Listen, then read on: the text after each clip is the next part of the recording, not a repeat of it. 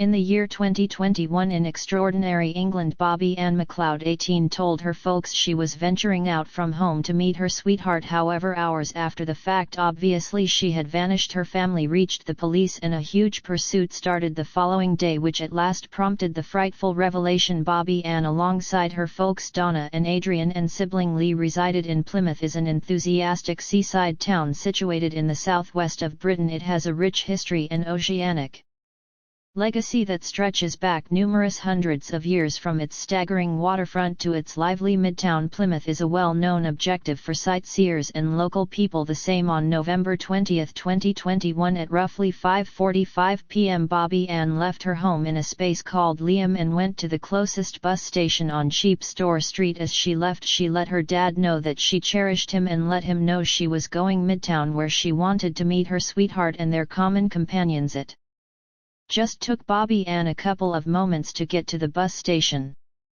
She knew all about the route since she had taken it so often. When it had been 90 minutes since Bobbi Ann had gone out, her mom Donna messaged her inquiring as to whether she was okay, and assuming that she had gotten to where she had intended to do without a response. A stressed Donna attempted to call her little girl, however Bobbi Ann wasn't noting her telephone either, and that wasn't utilized normal at all. It was 1 more hour or so before Bobbi Ann's sweetheart called her folks and inquired as to whether their girl was home. He was concerned in light of the fact that Bobbi Ann hadn't appeared for her date, and every one of his endeavors to reach her by telephone had been ineffective. Subsequent to calling each of their girls' known companions and understanding that nobody knew where she may be, Bobbi Ann's folks started to understand that something terrible could have happened to her. They promptly went to the police and detailed her missing. It was at that point, following 9 p.m. the following day, November 21, police started a hunt of the area, which likewise elaborate McLeod's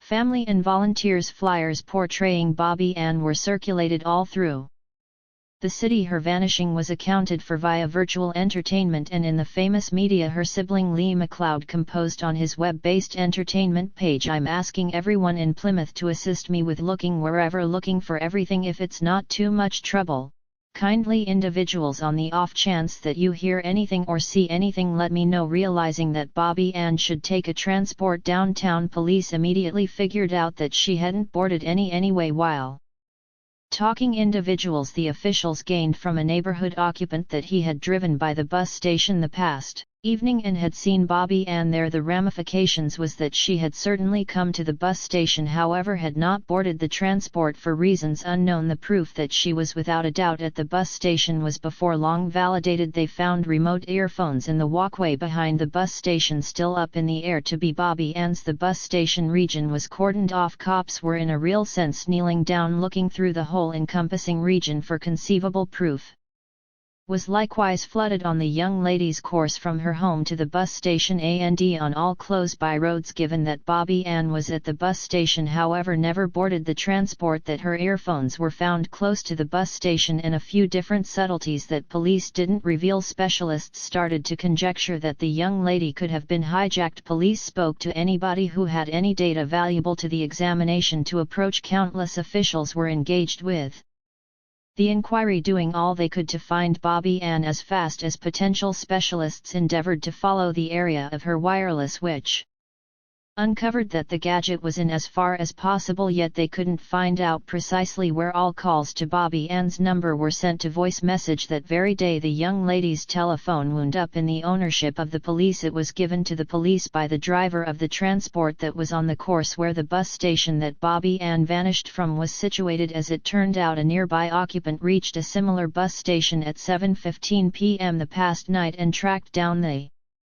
telephone and an AirPods case there. At 7:23 p.m. a transport showed up and the man given the things he found to the transport driver, expecting the proprietor would search for them. When the transport driver saw the following day that Bobbi Ann was absent and last seen remaining at the bus station, he reached the police and gave them the telephone and AirPods case. The following day, November 22, police, family and volunteers looked through the fields, forests and streets encompassing the region where Bobbi Ann resided. However, no signs were found. The following night, November 23, police reported that a lady's body had been found at Bovassan Oceanside, around 8 miles From the bus station, it was found in a lush region about a portion of a mile from the shore. Music during the recognizable proof cycle for the McLeod family. The most horrendously terrible thing was affirmed the body saw as had a place with Bobbi Ann. Her demise was a weighty disaster for loved ones. The family said thanks to every individual who came to the vigil in memory of Bobbi Ann, which was held close to the bus station where she was most recently seen. Donna McLeod, the mother of Bobbi Ann, cried as she honored her little girl and said thanks to companions, family and the more extensive local area for their help. Encompassed by other relatives, her voice shuddered. However, she finished a pre-arranged proclamation. She said, "I might want to thank everybody for coming. For the family it's pleasant everybody is meeting up in the conditions. Tragically, our lovely Bobbi Ann has been taken from us, yet she won't ever be neglected. I'd like everybody to hold their candles up. This is for Bobbi Ann." This was trailed by a snapshot of quiet as the whole group held up their candles as one. Bobbi Ann's sibling Lee McLeod shared a grievous youth image of both of them honoring his wonderful and capable sister. The image showed the two kin grinning in their elementary school outfits. In a message posted with the image, Mr. McLeod composed, "Until we meet again, sister, I love you. Didn't merit this, such a delightful and skilled young lady, and to have you as my younger sibling. The undertakings and excursions we had will constantly be cherished. Now go relax." When police found the body, it was exposed, yet the clinical inspector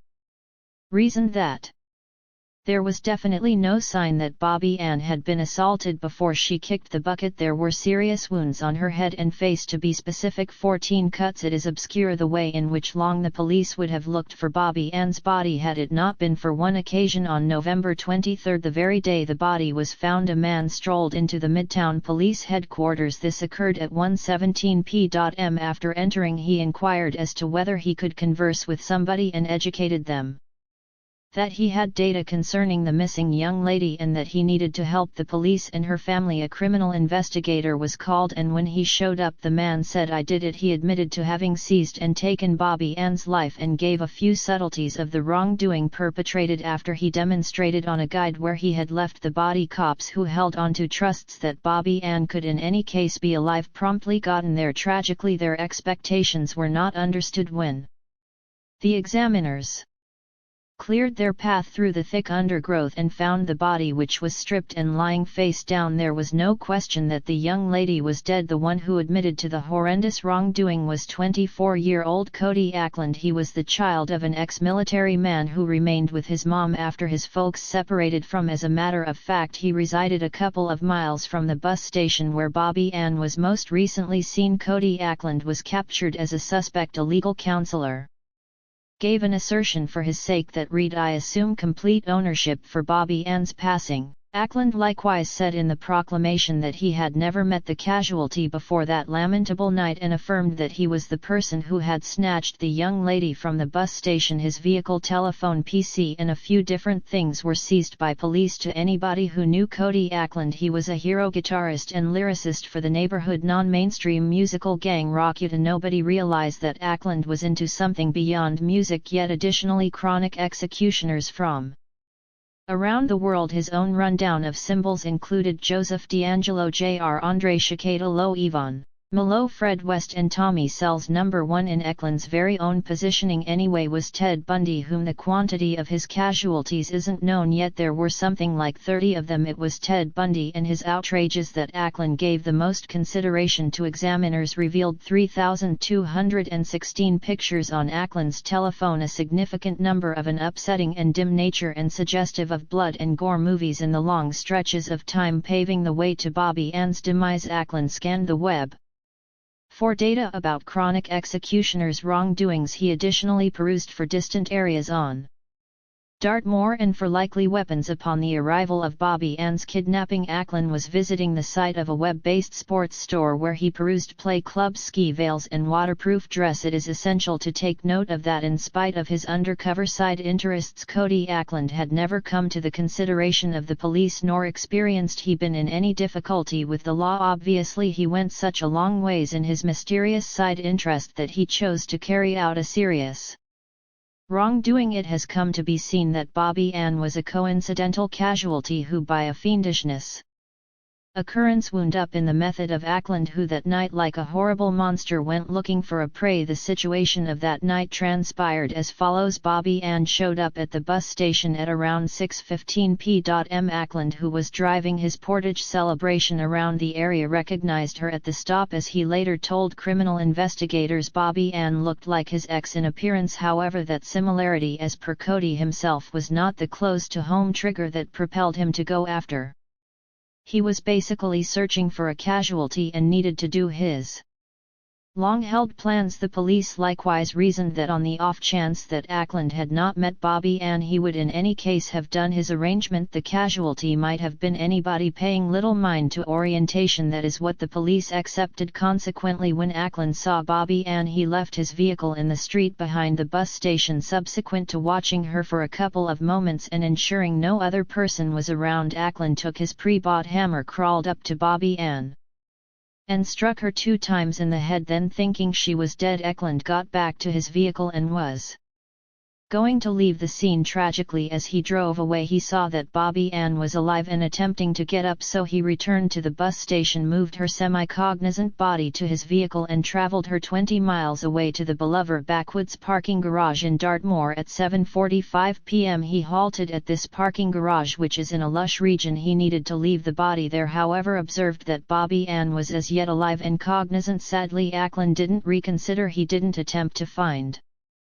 support or take Bobbi Ann to the clinic. Rather, he assisted her out of the vehicle with missing. McLeod let him know, "I'm frightened," to which he answered, "So am I. I've never done this," prior to striking her multiple times on the head, attempting to obliterate proof. Ackland consumed Bobbi Ann's satchel. Subsequent to slamming Bobbi Ann McLeod multiple times with the paw hammer, Cody Ackland wondered how the 18-year-old was as yet ready to make a commotion, later telling police he thought, "Wow, I mean caps off to you, he had another opportunity to attempt to save Bobbi Ann's life. Yet again Ackland did not take it. Rather, he said he shut down the young lady's enduring. He then, at that point, stacked the body into the storage compartment of his vehicle and headed to Bovisand. Voyaging almost 30 miles there, he concealed the body. Subsequent to taking off his shoes, dress and gems at around 10 p.m. Ackland got back and hit the hay. The following day he headed to Tamerton Foley at north of Plymouth, tossed the sledge into waterway Tamar and a transporter sack containing his and her blood-smudged clothing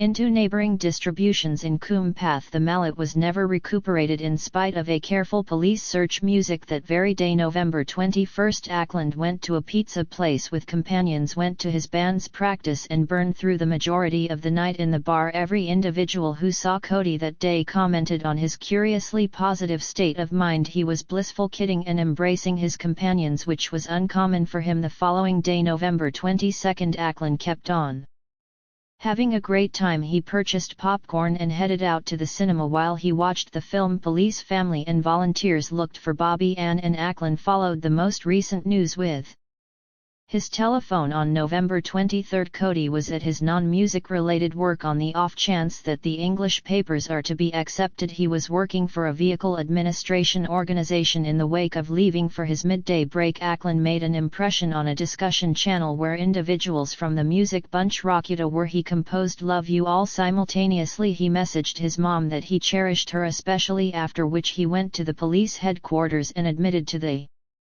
wrongdoing. Ackland's bandmates given an explanation on Facebook which said they would disband the gathering quickly. As a characteristic of regard to the late youngster, it added, "The leftover individuals from Rockuta, Josh Ross, Josh and Mike, are very stunned and in complete mistrust by the unfortunate situation that has developed throughout recent days. Our contemplations and petitions to God are with Bobbi Ann McLeod's loved ones, who should be crushed at their misfortune. As a sign of regard, we have concluded that we will not be going ahead as a band and will disband with prompt impact. We won't offer any further remarks right now." In expansion to Ackland's admission, police had an abundance of actual proof, including Bobbi Ann's DNA found in his vehicle and on tennis shoes recuperated from his home. Concerning thought process analyst Mike West, who drove the examination, said Ackland denied of meticulously describing his rationale and tried not to respond to the subject of why he killed Bobbi Ann. Simultaneously, the criminal investigator didn't preclude the likelihood that subsequent to contemplating what he had done, Ackland could